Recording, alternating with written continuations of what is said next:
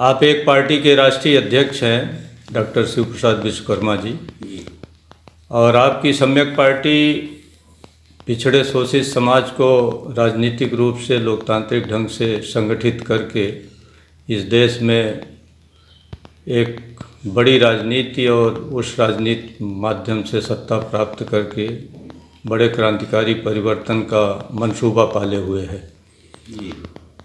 और इस देश में पहली बार राज्य सत्ता लोक कल्याण के लिए होती है, जन कल्याण के लिए होती है, लोक मंगल के लिए होती है। यह कार्य महान सम्राट अशोक ने किया। 29 मार्च को सम्राट अशोक की जयंती है।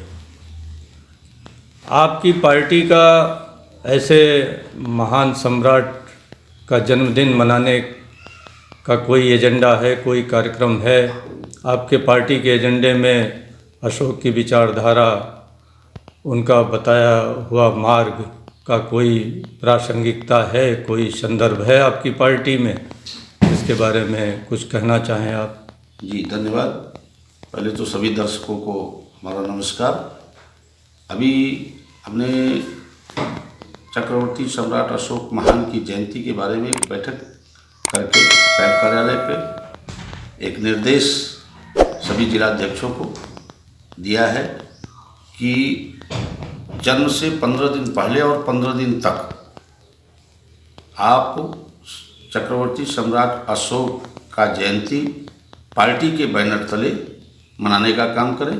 जहाँ जहाँ हमारी पार्टी है, चाहे वो छत्तीसगढ़ हो, झारखंड में हो, बिहार में हो, उत्तर प्रदेश में, मध्य प्रदेश में, हरियाणा, दिल्ली, पंजाब और हिमाचल प्रदेश में जहाँ मेरा संगठन है, सभी संगठन के पदाधिकारियों को ये सूचना मैंने प्रेषित कर दिया है। और जगह जगह पर लोग मनाना भी शुरू कर दिए हैं। जैसा कि प्रयागराज के मछुआ में 2 मार्च को हुआ, गंगा पार में जाकर के धनुपुर में 12 मार्च को हुआ, फिर 20-19 मार्च को अभी हम बलरामपुर का कार्यक्रम करके आए हैं, जहाँ की सावित्रीबाई फुले की जयंती थी और सम्राट अशोक की भी जयंती मनाई गई। फिर 9 मार्च को हम बहराइच में मनाने जा रहे हैं, जहाँ मैं उपस्थित रहूँगा। 2 अप्रैल को हमारे संस्थापक जी इटावा में रहेंगे, वहाँ मनाया जा रहा है। इसी तरह से अलग अलग तिथियों में हमारे पदाधिकारी सम्राट अशोक की जयंती मनाने का काम कर रहे हैं। और हमारी पार्टी इस बहुजन समाज के जितने भी महापुरुष हैं, उन महापुरुषों की जन्म जयंती और परिनिर्वाण दिवस मनाने का कार्य करती है और उनकी विचारधारा, उनके बताए हुए रास्ते पर चलने के लिए 90% समाज को प्रेरित करती है।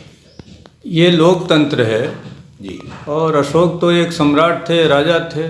लोकतांत्रिक देश में सम्राट की और राजा की जयंती मनाने का क्या अर्थ माने है? सम्राट अशोक इस देश के राष्ट्र निर्माता थे। उन्होंने राष्ट्र का निर्माण किया। सम्राट अशोक का कार्यकाल अगर देखा जाए तो उन्होंने पूरे भारतवर्ष को एक करने का काम किया था और सबको बराबरी का हक दिया था, चाहे जिस जाति धर्म का रहा हो। आज भारत सरकार ने सिंह स्तंभ को अपना राजकीय चिन्ह बनाया है, चक्र को झंडे में लिया गया है, और जहाँ भी भारत के नेता जाते हैं, प्रधानमंत्री हो, मुख्यमंत्री हो, कोई भी हो, बुद्ध की बात करते हैं, अशोक की बात करते हैं। और अशोक के सारे चिन्ह राजकीय चिन्ह के रूप में भारत सरकार में अपनाए गए हैं। जी। तो क्या ये भारत सरकार का कर्तव्य नहीं है कि जिसके चिन्ह पर यह देश चल रहा है, जिसके प्रतीकों का इस देश के शासन सत्ता में हर जगह जिसका मुहर है और जिसके नाम पर देश में हम भारत को गर्व से एक समुन्नत राष्ट्र, एक सांस्कृतिक राष्ट्र, एक सभ्य राष्ट्र बताते हैं, उसकी जन्म जयंती भारत सरकार शासकीय रूप से पूरे देश में मनाए और उस दिन छुट्टी भी हो, अवकाश भी घोषित किया जाए जी। कि सब लोग कायदे से मना सके। इस पर आपका क्या कहना है? देखिए, ये जो सरकार है, जैसे एक कहावत है कि खाने के कुछ और दिखाने के कुछ और। हाथी के दांत खाने के लिए कुछ और होते हैं, दिखाने के लिए कुछ और होते हैं। ये सम्राट अशोक के जितने भी प्रतीक चिन्ह हैं सबका यूज कर रहे हैं, और विदेशों में जाएंगे तो कहेंगे कि हम बुद्ध के देश से आए। लेकिन इस 90% समाज को बांटने के लिए ये लोग धार्मिक उन्माद और धार्मिक किताबों पर वाद विवाद करके उलझाए रखना चाहते हैं, और राज सत्ता पर कब्जा करके इस 90% समाज को गुलाम बनाना चाहते हैं। ये बुद्ध का भारत नहीं बनाना चाहते, ये सम्राट अशोक का भारत नहीं बनाना चाहते हैं, ये पुष्पशुंग मित्र का भारत बनाना चाहते हैं। तो आपकी पार्टी अगर सत्ता में आएगी तो क्या अशोक जयंती और जितने बहुजन समाज के महापुरुष हैं सबकी जयंती शासकीय तौर पर मनाएगी? जी। सबको पाठ्यक्रम में उनका कृतित्व व्यक्तित्व को पाठ्यक्रम में अनिवार्य करेगी? जी। और देश के सारे लोगों को, ये लोकतांत्रिक देश है, और उनके कृतित्व व्यक्तित्व से परिचित कराएगी? जी। जितने भी बहुजन समाज के महापुरुष हैं सबका जीवन परिचय, सबकी कार्यशैली हम पाठ्यक्रम में लागू करेंगे, और सबके परिनिर्वाण दिवस और जन्म जयंती पर राजकीय अवकाश घोषित करने का काम करेंगे, और उनको त्योहारों के रूप में मनाने का काम करेंगे। और शासन में बैठे हुए लोग, जैसे शासन में हम लोग रहेंगे तो प्रशासन के लोगों को ये निर्देश होगा कि वो अपने कार्यालयों में और जगह जगह पर आयोजन करके उनके इतिहास को बताने का काम करेंगे। लेकिन ज़्यादातर बहुजन समाज के जो महापुरुष हैं उनका बहुजन समाज किसी वर्ग विशेष को, जात विशेष को मंच से गाली देने के लिए उपयोग करता है। उनकी जन्म जयंती का भी इसी ढंग से उपयोग कर रहा है। तो क्या ये उचित है? इससे देश में विभाजन नहीं हो रहा है? नहीं, ये गलत है। इसको हमारी पार्टी नहीं मानती है। भाई, ये अनेकता में एकता भारत की विशेषता। अनेक जाति के लोग हैं, अनेक धर्म के लोग हैं, और बहुसंख्यकों में बहुत से महापुरुष हैं।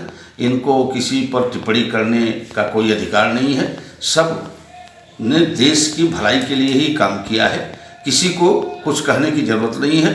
शुद्ध रूप से इस देश में डबल पी पर कब्जा करके पार्लियामेंट और प्रधानमंत्री की कुर्सी पर सभी 90% समाज के लोगों को बारी बारी से मुखिया बनाने का काम करें, और वहीं से जो आशा की किरण चलेगी उनके दरवाजे तक आएगी।